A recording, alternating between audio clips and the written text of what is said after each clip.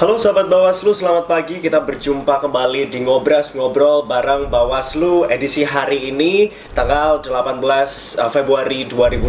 Dan ini sudah kesekian kalinya kita mengadakan Ngobras Ngobrol bareng Bawaslu dengan begitu banyak topik-topik yang menarik yang kita hadirkan untuk sahabat Bawaslu semua yang saat ini menyaksikan.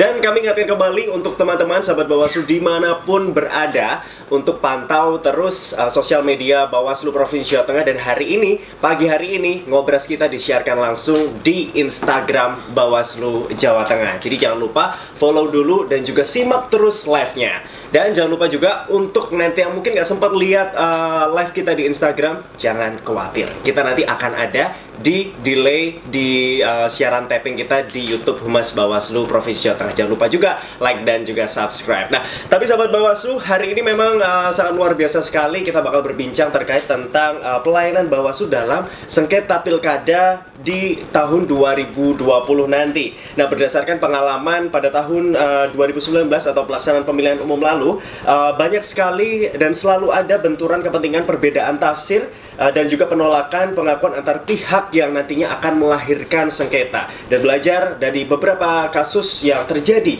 di pemilu 2019 ini, terdapat 28 kasus penyelesaian sengketa yang ditangani oleh Bawaslu. Tentu ini menjadi perhatian khusus harusnya kepada 21 kabupaten kota yang nantinya akan melaksanakan pilkada serentak di tahun 2020. Nah, untuk membahas lebih lanjut bagaimana sih sebenarnya pelayanan Bawaslu terhadap penyelesaian sengketa nanti di pemilihan atau pilkada 2020, kita sudah bersama narasumber kita pada pagi hari ini. Ada Bapak Heru Cahyono, Esos MA. Terima kasih Bapak atas kesempatannya. Selamat pagi. Sehat? Ya, sehat. Selalu semangat ya? Semangat. Habis jalan-jalan kemana ini kok kayaknya makin semangat? Apakah kemarin habis dapat semangat dari keluarga ya, atau bagaimana nih? Bukan Bawaslu kalau kita tidak pada kegiatannya, gitu ya? Kan siap. Yang penting pada pagi hari ini kita sehat lahir dan batin, gitu ya. Alhamdulillah, Pak. Sehat lahirnya juga sehat batinnya.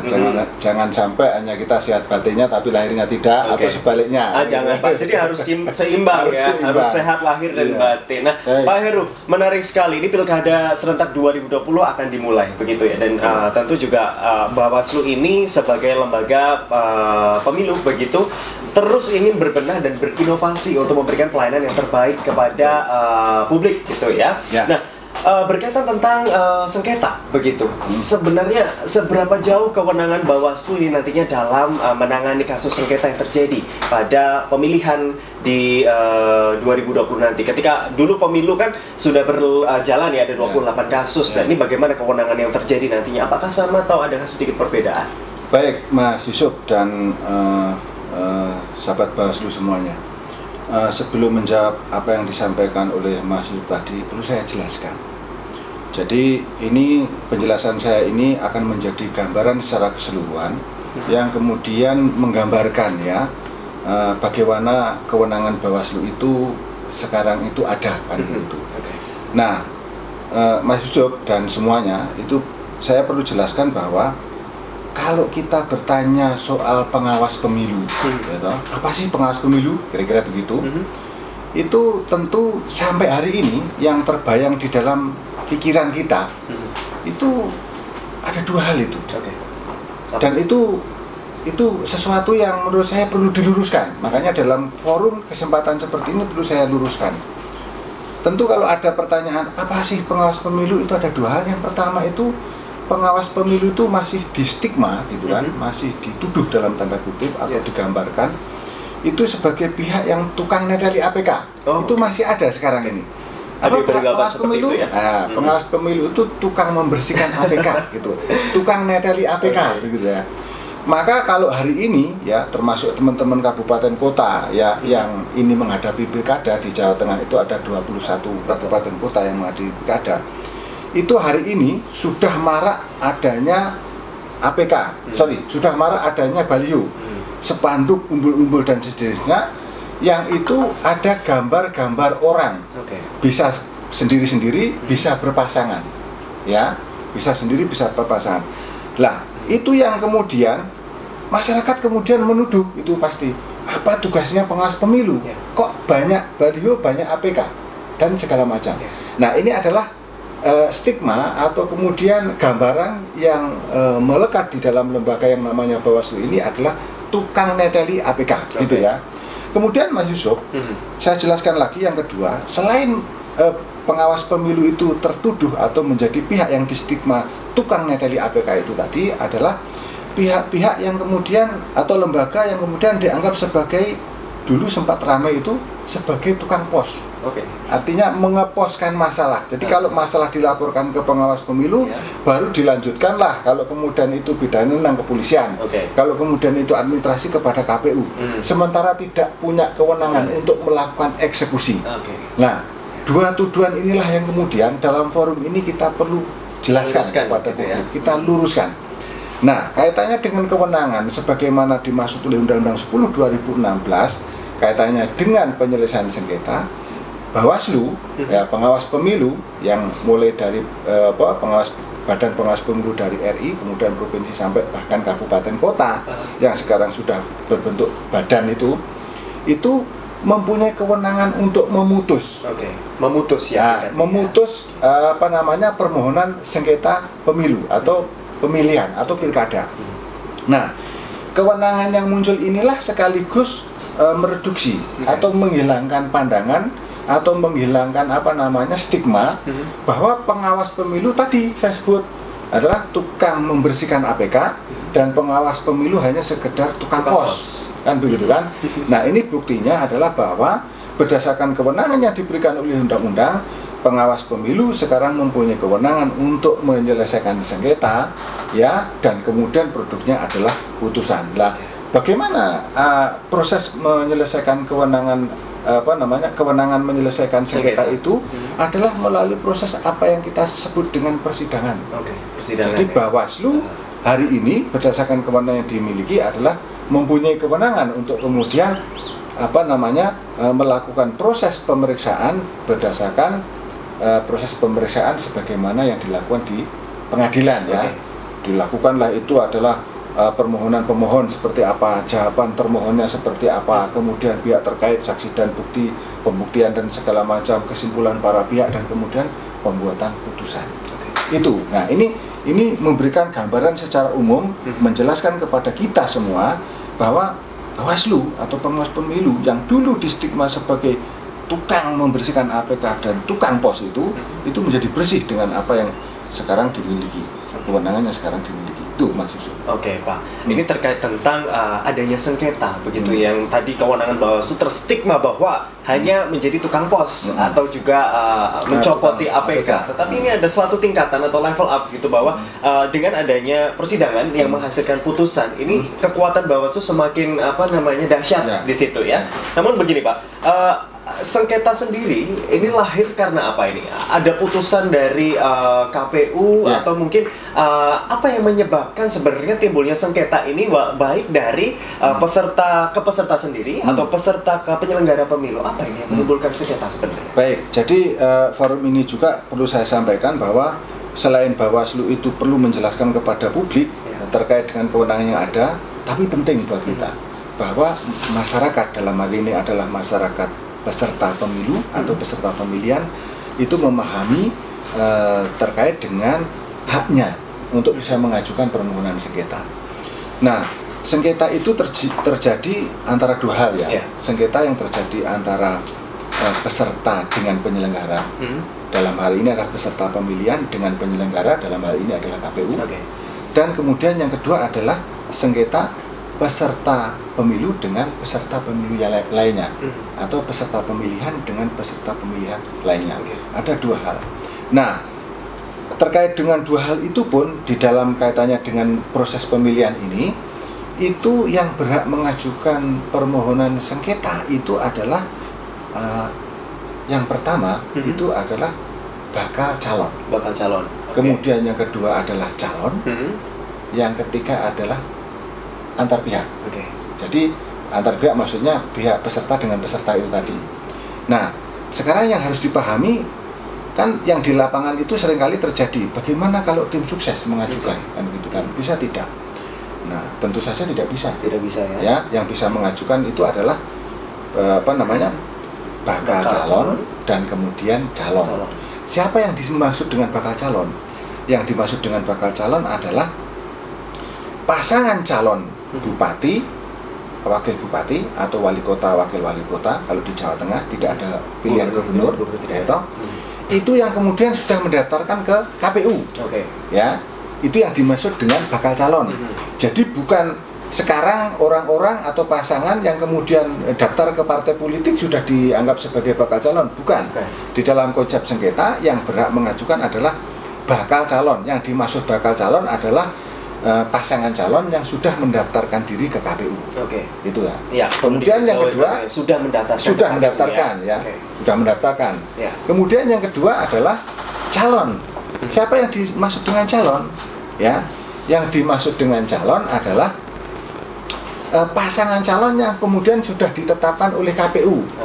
Jadi A, B, ya toh, si pasangan A dan pasangan B yang sudah mendaftarkan diri ke KPU, nah, itulah yang dimaksud dengan calon.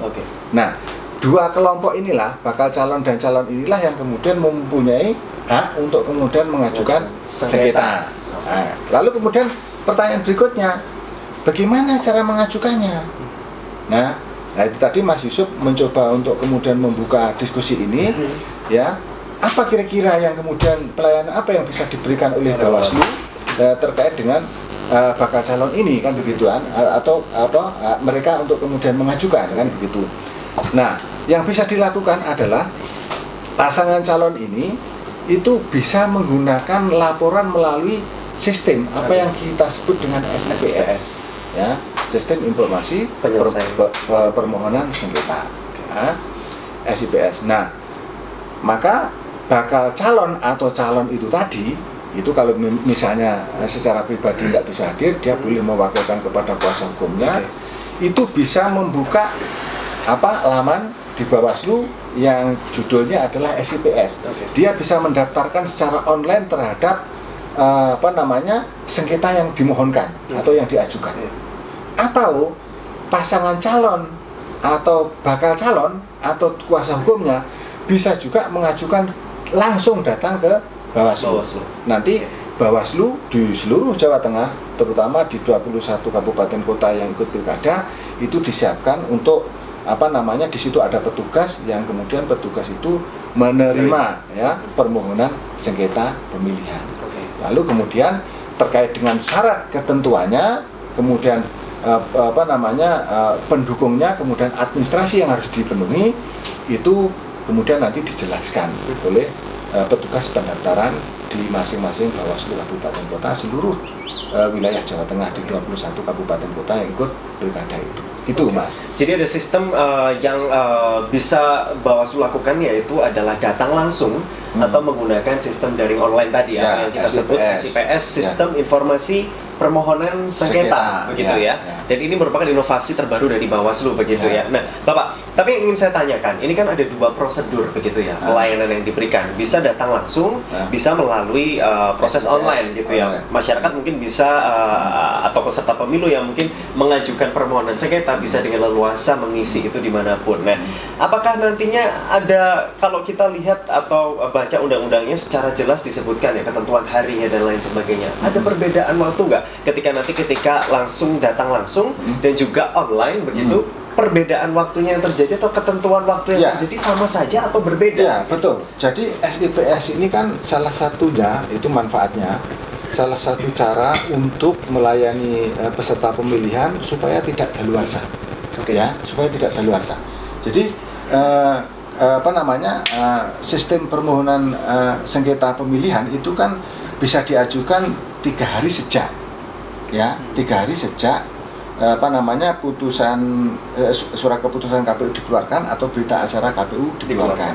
Jadi 3 hari sejak itu artinya kalau misalnya BA atau SK itu dikeluarkan pada tanggal 1, maka tanggal 1 itu dihitung 1, 2, 3. Lewat dari tanggal 3 berarti itu sudah daluarsa.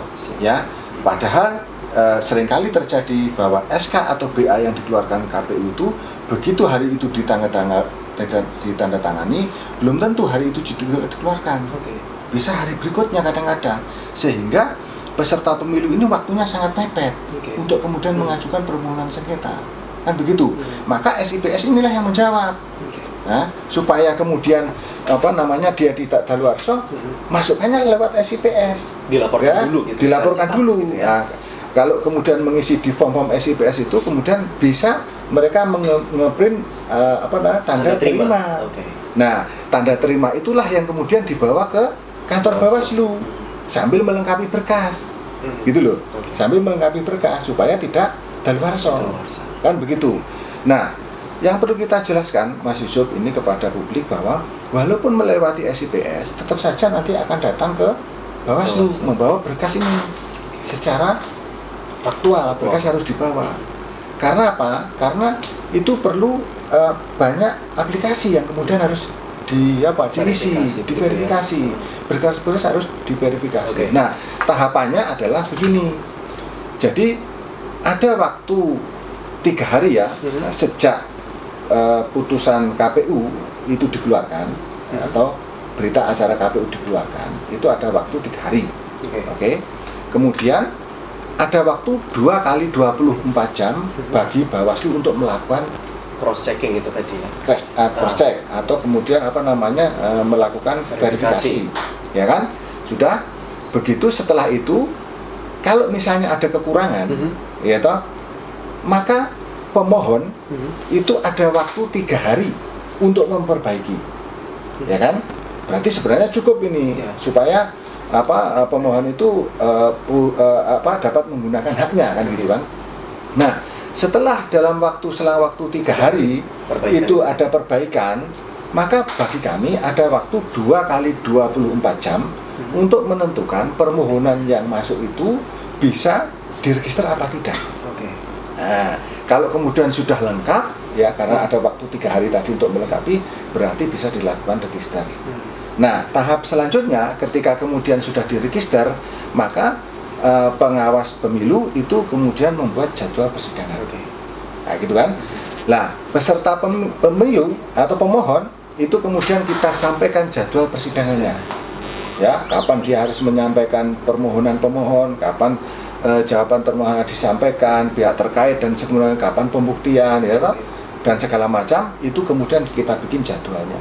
Lalu kemudian tahap berikutnya adalah memasuki apa yang kita sebut dengan proses persidangan. Nah, persidangan yang ada itu adalah persidangan musyawarah, ya. Jadi konsepnya musyawarah ya. Di pemilihan nanti. Di pemilihan ya tentu pengawas pemilu itu sebagai majelisnya, kan begitu kan. Nah, tentu saja karena walaupun ini musyawarah tapi tahapannya adalah menggunakan pembuktian, maka tentu ya bukti-bukti yang kemudian diajukan itu yang kemudian diuji di dalam proses persidangan itu, gitu Mas. Ya. Berarti ini tadi memang uniknya dari SIPS ini tadi menjawab percepatan begitu ya Pak ya, dimana keputusan dari KPU sendiri ini terkadang sudah ditandatangani tetapi tidak segera dikeluarkan, dan itu yang mungkin menghambat mereka peserta pemilu yang mungkin mengajukan sengketa permohonan itu berkurang waktunya, sehingga itu yang menyebabkan menghilangkan haknya mereka gitu ya. Tadi ada yang menarik dan mungkin harus ditekankan lagi kepada publik begitu yang saat ini menyaksikan, ada ketentuan-ketentuan waktu yang mungkin harus dipahami begitu. Ketika berkas sudah masuk, itu petugas kami begitu dalam waktu 2 kali 24 jam ya, berarti 2 hari itu harus segera memverifikasi. Ketika memverifikasi dinyatakan mungkin tidak lengkap begitu ya Pak ya, masih diberikan lagi keleluasaan atau waktu sebanyak 3 hari. Kemudian boleh diperbaiki. Ketika sudah diperbaiki, kita memiliki waktu juga untuk memplenokan begitu ya, bahwa ini permohonan yang diajukan ini diregister atau tidak untuk selanjutnya nanti ada pada tahap penyusunan jadwal begitu ya. Nah, Pak, apa sih sebenarnya yang harus dipersiapkan atau mungkin data-data ini mungkin yang harus dipersiapkan nantinya ketika mengajukan permohonan? Apa saja itu? Betul. Maksudnya supaya yang 3 hari itu itu tidak muspro gitu kan. Pada akhirnya nanti tidak bisa diregister gitu kan. Yaitu yang pertama, itu yang harus dicermati adalah terkait dengan pemohonnya. Pemohonnya harus clear. Pemohon itu adalah pasangan calon atau calon atau kuasa hukumnya yang memang diberikan mandat untuk itu. Itu harus clear. Jadi begitu nanti yang mengajukan itu bukan itu, ya berarti kan tidak memenuhi syarat Oke. formilnya, kan begitu kira-kira. Itu Kan utamanya gitu. ya, Itu pemohon, utama. termohon sama kuasa hukum. Betul. Oke. Terus kemudian yang kedua, materi terkait dengan administrasinya itu adalah objeknya. Oke. Objek sengketanya itu apa? Ya, kan begini. Ya, kita harus paham ya. Ya. Masyarakat itu ketika misalnya itu tidak tercapai keinginannya, saya mencalonkan diri gitu kan. Oh, kok saya dicorek sama KPU? Yang penting kan nggak terima nih. Nah, ngertinya kalau nggak terima itu nggak mungkin lapor ke polisi, Ya. lapornya kepada pengawas pemilu, Bawaslu kan begitu. Nah, sementara ketika dia terima itu, yang penting datang saja, entah nanti di Bawaslu suruh ngapain kan begitu. Lah ini juga jadi masalah, Oke. hilang nanti waktu. Maka yang harus disiapkan adalah BA-nya itu tadi atau SK-nya itu. Silahkan disiapkan BA atau SK-nya. Jadi ketika datang itu orang blundus, orang tok gitu. Ya. Oh, datang aja terus nanti begitu datang di Bawaslu tiba-tiba wah ternyata masih banyak yang kurang kan gitu kan. Gitu. Maka BA atau SK yang menjadikan objek sengketa itu itulah yang kemudian harus disiapkan. Itu yang penting. Karena apa? Kalau syarat lain Mas Yusuf misalnya kaitannya dengan identitas diri, KTP, segala macam itu gampang lah ya. Itu pasti dibawa kemana-mana. Mas Yusuf itu di dompetnya pasti ada itu Ada, KTP selalu kan. ada. Kalau diminta sewaktu-waktu keluar kan begitu KTP itu. Ya, dan Ya. ada identitasnya. Kawin apa sudah? Oh, belum kawin kayak gitu. Ya. Atau sudah. Tebak Pak, coba. Oke. Kan begitu. Intermezzo nih sama Bawaslu ya. Iya. Kan kelihatan gitu Oke, kan. oke. Tapi kalau yang namanya SK atau BAKPU ini kan tidak dikuasai oleh calon. Kan ada di sana di KPU. KPU. Perlu waktu untuk mendapatkan itu. Betul. Kan begitu. Ya. Maka paling tidak Mas Yusuf, dua hal itu ya terkait dengan siapa yang punya hak untuk mengajukan dan kemudian objeknya itu yang terpenting. Kalau yang lain-lain itu bisa dipenuhi saat itu ya. Misalnya pemohon itu kesulitan. Bagaimana sih membuat keterangan terkait dengan kedudukan hukum pemohon misalnya kan? Itu bisa tanya kepada Bawaslu. Kalau datang misalnya, Mas Bawaslu, Pak Bawaslu misalnya, ini saya harus bikin keterangan kayak ini kan? Nanti diajari. Oke. Kan gitu kan? Terus kemudian kalau diceritakan soal misalnya kewenangan Bawaslu untuk menangani masalah ini kan ada itu. Ya, di dalam form itu. Itu tinggal diserahkan aja kepada petugas kami yang ada di depan. Itu bisa itu. Ya toh. Tapi kalau kemudian soal itu tadi ya siapa yang berhak mengajukan dan kemudian objeknya tadi baik BA maupun SK tadi itu yang kemudian menjadi masalah kalau kemudian tidak disiapkan. Saya pikir dua hal itu kalau kemudian disiapkan itu lancar. Lancar ya. 3 hari masa perbaikan itu tidak akan kemana-mana kan gitu kan. Diperkirakan itu nanti cukup. Itu kemudian yang berikutnya Mas Yusuf yang perlu saya jelaskan itu terkait dengan omah-omahannya, tempatnya ya. Kalau kemudian permohonan sengketa antar peserta pemilu tetap itu prosesnya adalah melalui penyelesaian sengketa cepat. Ya, kalau kemudian sengketa itu antar peserta dengan penyelenggara pemilu, penyelesaiannya adalah menggunakan musyawarah. Jadi yang kita bicarakan dari tadi itu adalah penyelesaian sengketa antar peserta dengan penyelenggara. Makanya saya bilang ada objek BA, ada objek SK dan segala macam itu tadi dengan menggunakan SIPS itu tadi itu adalah penyelesaian sengketa yang terjadi antar peserta dengan penyelenggara. Nah, ini yang perlu kita jelaskan di dalam forum ini juga adalah penyelesaian sengketa antar peserta pemilihan. Maksudnya tidak dengan KPU. Apakah sama juga ketentuan-ketentuan dan juga Nah, perlengkapannya? itu agak sedikit berbeda. Oke, apa itu Pak? Nah, jadi kalau sengketa antar peserta pemilihan itu kan terjadi antara peserta pemilihan yang satu dengan peserta pemilihan yang lain, ya kan? Ya, objeknya apa? Tentu objeknya bukan SK atau BA. Berbeda ya? Berbeda, jadi berbeda ya. Nah, ini berbicara soal objek.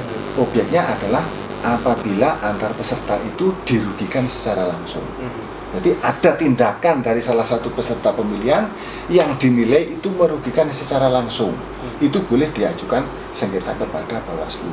Tetapi mekanismenya adalah tidak menggunakan sengketa melalui proses musyawarah, tetapi diselesaikan dengan menggunakan sengketa cepat.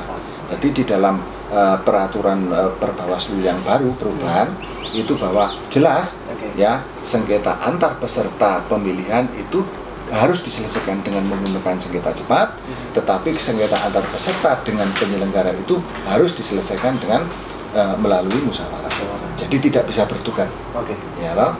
Tetapi kita punya mekanisme itu, baik itu permohonan sengketa yang diajukan antar peserta pemilihan, kita juga siapkan mekanismenya, yaitu dengan menggunakan form penyelesaian sengketa cepat.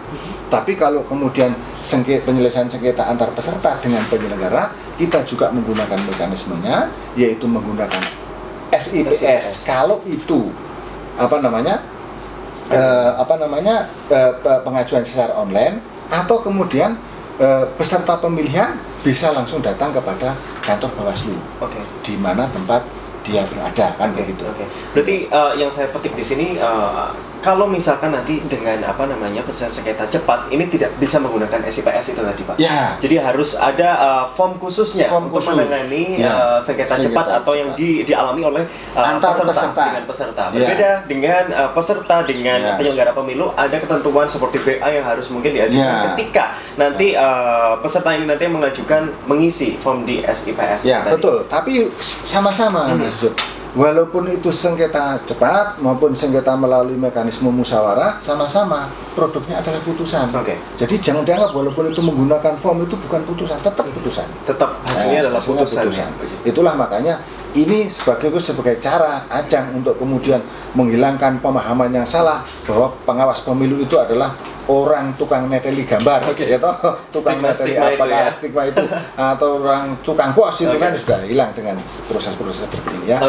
Oke, berarti sudah menjawab gitu ya pelayanan yang diberikan kepada publik nantinya ketika memang di perhelatan Pilkada serentak 2020 terjadi sengketa begitu ya.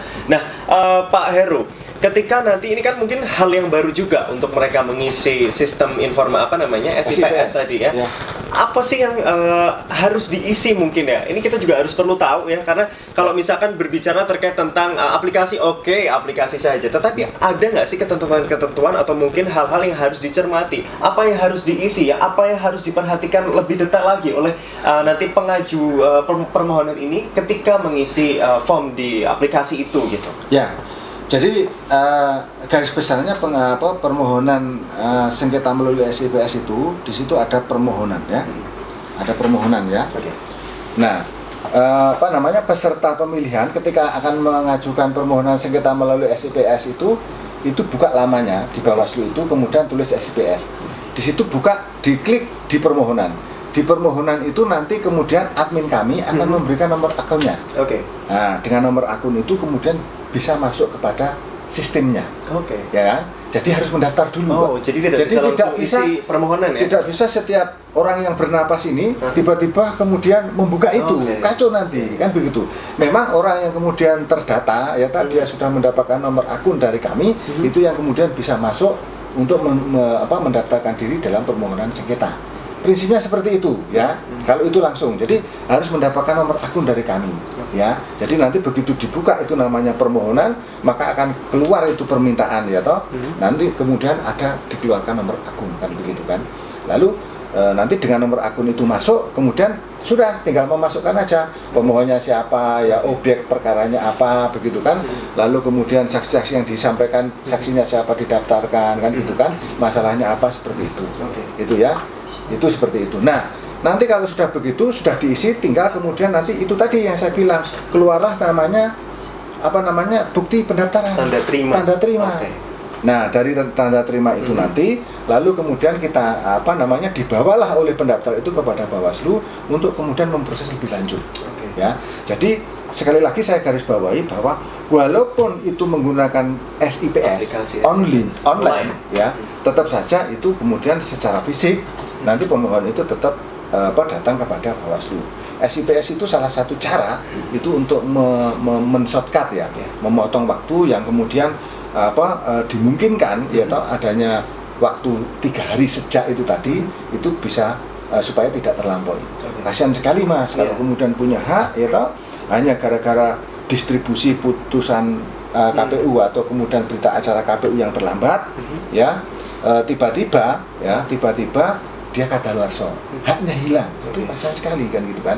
Makanya Bawaslu menjawab dengan cara memberikan SIPS itu sepanjang 3 hari belum terlampaui, lalu kemudian dibawa ke Bawaslu, itu masih bisa ditangani. Gitu ya, kira-kira begitu. Oke, jadi sudah dijelaskan secara rinci begitu ya. Apa yang harus dilakukan? Tidak hanya serta-merta membuka web itu kemudian kita bisa mengisi, tetapi aktivasi terlebih dahulu menggunakan email yang dimiliki oleh pemohon begitu ya Pak ya. Setelah mungkin mendapatkan aktivasi konfirmasi melalui email, kita baru mengisi dengan leluasa apa sih sebenarnya objek yang disampaikan, disengketakan, dan juga mungkin ada laman-laman yang mengharuskan gitu ya pemohon ini untuk mengupload beberapa file begitu.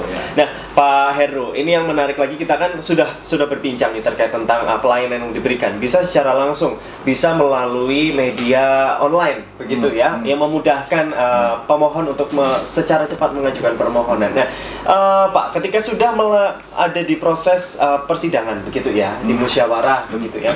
Nanti ketika ini secara lebih teknis sih, ketika keputusan itu diputuskan oleh bersama gitu ya, sepakat bersama untuk memutuskan, itu hasilnya adalah kesepakatan bersama. Tetapi kalau misalkan antara pemohon dan termohon ini tidak menemukan keputusan begitu ya, tidak dari musyawarah ini tidak menemukan titik temu begitu. Betul. Ini siapa nanti yang memutuskan? Betul. Begitu, jadi kan gini Pak, perkara-perkara dalam pemilu itu kan harus sesuai dengan tahapan.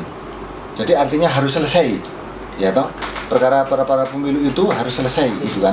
Tidak bisa perkara pemilu itu berkelanjutan sehingga kemudian orang yang sudah dilantik masih jadi perkara, ya toh. Makanya di dalam proses sengketa ini, ya toh, itu karena ini prinsipnya musyawarah, itu sebenarnya selalu ditawarkan. Ada tidak titik temu, ada tidak kesepakatan.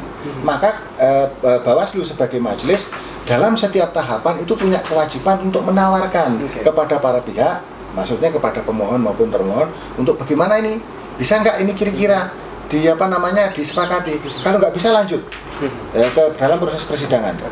Nah, lalu kemudian dibuka lagi persidangan, ditawarkan lagi, bisa nggak ini diterima kesepakatan? Kalau tidak, dilanjutkan lagi proses persidangan, gitu ya. Nah, sampai kemudian, kalaupun nanti dalam proses musyawarah ini Mas Yusuf, itu tidak bisa diterima, tidak bisa dicapai kesepakatan, maka Bawaslu lah yang kemudian akan membuat putusan. Dasarnya apa? Ya fakta persidangan itu diputuskan, gitu Mas. Jadi tidak ada masalah yang kemudian mengganjal, ya, berekor kemudian sampai akhir kemudian tidak ada selesai, nggak ada. Bawaslu punya kewajiban untuk membuat putusan. Nah, terhadap putusan Bawaslu bagi para pihak ya. Nah, maksudnya pihak yang termohon yang kemudian tidak kurang puas dengan putusan, pasti ada ya Pak? Kayak gitu pasti ada ya? Boleh. Silahkan untuk kemudian menyampaikan kepada PT UN kalau pilkada ya, sampaikan kepada pengadilan TUN kan, pengadilan tinggi TUN. Itu mekanisme yang ada ya. Dan setelah kemudian pengadilan tinggi TUN itu memutuskan, selesai ya. Inkrah, maksudnya tidak ada lagi upaya hukum, ya, tidak ada upaya hukum lagi. Gitu Mas. Siap Pak. Ini ada beberapa pertanyaan yang sudah muncul di karena kita live di Instagram, dan juga mungkin sahabat Bawaslu bisa bergabung dengan juga mengajukan beberapa pertanyaan di Instagram kita. Ini ada pertanyaan dari MD Sugiarto ya, terkait tentang publikasi putusan oleh KPU ini yang tidak segera dikeluarkan sejak disahkan ya, apakah itu merupakan bentuk pelanggaran Pak? Ya. Jadi begini. Jadi yang dimaksud putusan KPU itu kan terhitung sejak tanggal dikeluarkan. Jadi misalnya pleno hari itu memutuskan seorang bakal calon misalnya ditetapkan dicoret begitu ya. Nah misalnya itu tadi saya sebutkan tanggal 1 diputuskan. Ya berarti permohonan sengketa itu bisa diajukan itu mulai tanggal 1. Kalau kita mengatakan bahwa batas kadaluarsa yang 3 hari, ya berarti tanggal 1 dihitung, tanggal 2, tanggal 3. Lebih daripada itu ya sudah kadaluarsa. Nah, sekarang yang menjadi persoalan bagi para peserta pemilu itu memang dalam setiap tahapan harus mengikuti ini. Ya. Misalnya ini tahapan yang ada sekarang ini adalah tahapan perorangan. Ya, pendaftaran calon perorangan misalnya. Nah, maka LO dari perorangan itu harus mengetahui persis kapan KPU itu membuat putusan terkait misalnya syarat dukungan memenuhi atau tidak, atau daftar calon itu pasangan calon itu bisa menjadi calon atau tidak. Itu harus diawasi kan begitu. Harus dia komunikasi dengan KPU. Karena kalau kemudian itu bisa lewat ya sudah nggak bisa kita layani. Pertanyaannya sekarang apakah itu menjadi bagian dari pelanggaran? Silakan bagi peserta pemilihan yang merasa dirugikan diajukan kepada kami. ya kan bisa diajukan gitu. Apakah kemudian dia menerimanya kapan misalnya kan? Loh saya menerimanya kok katakanlah diputuskan tanggal 1 kok pada Udah tanggal jauh, 4 saya gitu ya. atau tanggal 5 saya baru mendapatkan pengumuman kan begitu kan? Nah ini kan menjadi soal-soal yang kemudian bisa bisa dipertanyakan. Bisa juga kok peserta pemilu misalnya mencorakkan ke DKPP misalnya kan dianggap tidak proporsional. Ya saya menerimanya tanggal 5 ini, padahal digedok diputuskan tanggal 1 kan bisa itu. Sudah terlampau jauh sekali. Terlampau jauh sekali. Oke. Berarti ini tadi ada dua hal yang saya petik. Keaktifan dari LO peserta itu juga harus dibutuhkan. Gitu ya. Berarti memiliki kewenangan untuk bisa menanyakan secara aktif kepada KPU. Itulah gunanya LO untuk selalu berkomunikasi dengan KPU ya. Dan KPU punya kewajiban itu untuk menjelaskan apa tahapan yang sedang dikerjakan. Ya kan semuanya terbuka ini. Kalau misalnya kurang, ya toh apa yang kurang kan begitu kan begitu. Nah ini juga sekaligus bukan hanya soal di KPU yang kemudian harus terbuka ya dalam hal memberikan informasi kapan pasangan calon itu disahkan atau tidak disahkan, tetapi juga ini memberikan pembelajaran bagi peserta pemilihan ya, peserta pemilu untuk kemudian aktif itu tadi kan begitu kan. Ini kan bukan hal yang kemudian tabu untuk kemudian datang kepada KPU kemudian menanyakan tahapannya sampai di mana, enggak tabu itu. Justru harus terbuka. Harus terbuka kan gitu kan. Gitu. Jadi jangan gara-gara sistem, jangan gara-gara administrasi, ya menghilangkan substansi gitu kan. Substansinya apa? Pendaftaran. Saya mau nyalon ini kan begitu kan. Jangan hanya gara administrasi, lalu kemudian substansinya hilang kan begitu kan. Gara-gara tidak mendapatkan informasi secara detail begitu ya Pak. Begitu. Kemudian ketika nanti memang hal itu memang terjadi begitu ya, si peserta atau pemohon ini bisa mengajukan itu kepada DKPP begitu ya? Bisa ya? Bisa.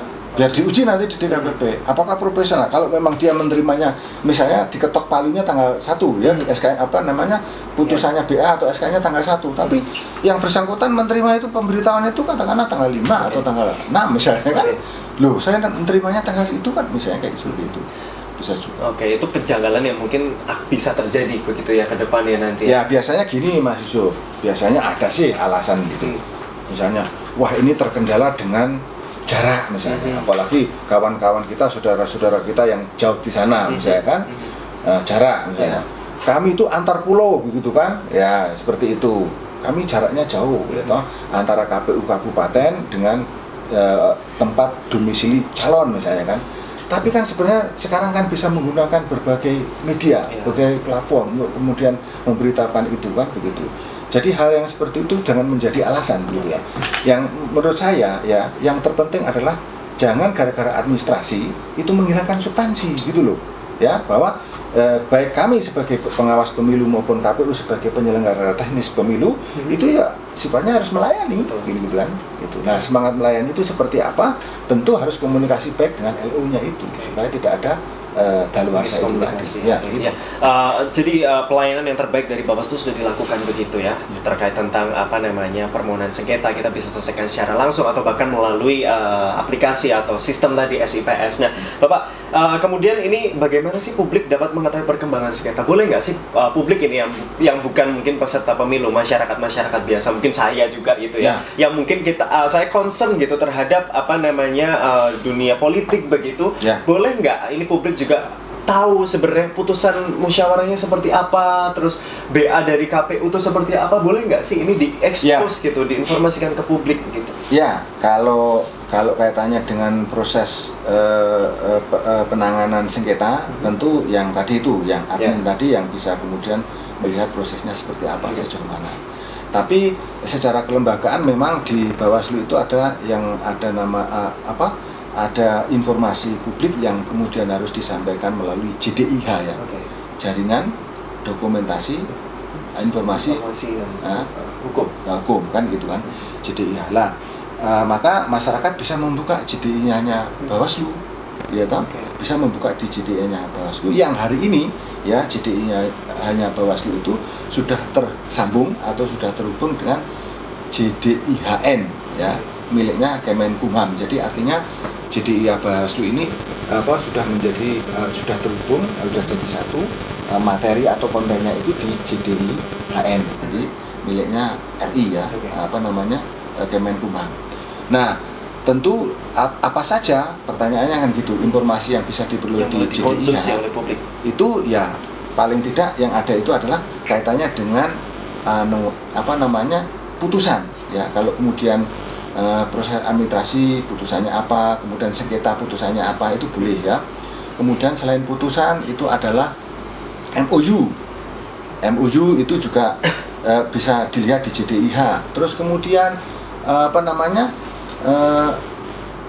dokumen hukum lainnya, misalnya jurnal hukum itu boleh dibuka di JDIH.